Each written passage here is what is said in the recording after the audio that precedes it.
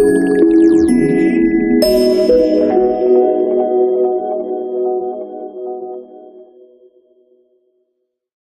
today we're going to talk about one of the components, one of the guidelines or recommendations that they tell you, and that's about your color contrast. To make it real simple, the minimum requirements for your color contrast ratio is going to be 4.5 to 1 ratio.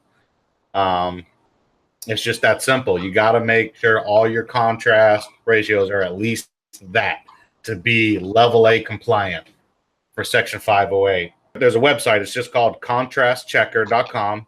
You go there, you put in your foreground and you put in your background, and it tells you what your contrast ratio is, and it works real well. It's completely free, and we'll include the link down at the bottom so you can find it.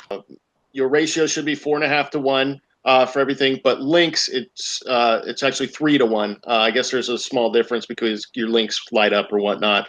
Well, I mean, it's important because you got to they have a visual disability, so it's harder for them to read the text or see colors or other things on that web page, and this makes them really stand out, and it makes it just so much easier for a person with a disability to be able to navigate your site.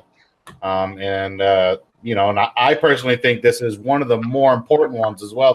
There's a few that really make a difference as far as usability goes for the end user, and this is one of them. Contrast ratio, that it's a pretty big deal. Build it in your process. Start making your sites 508 compliant from the beginning, and it's really important.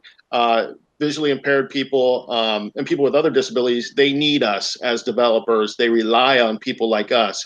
So as a developer, it's really I think it's our duty to start really making sure that our websites are 508 compliant, so that we help folks like this out.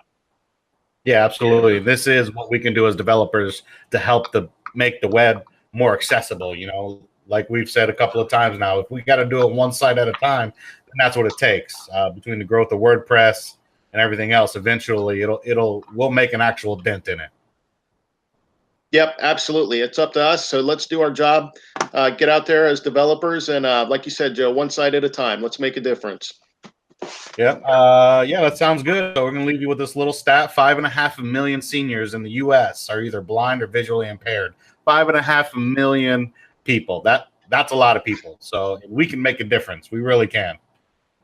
If you like this, if you liked the information, if you found this useful, subscribe, click the like button, leave a comment. That helps other developers find this information much more easier.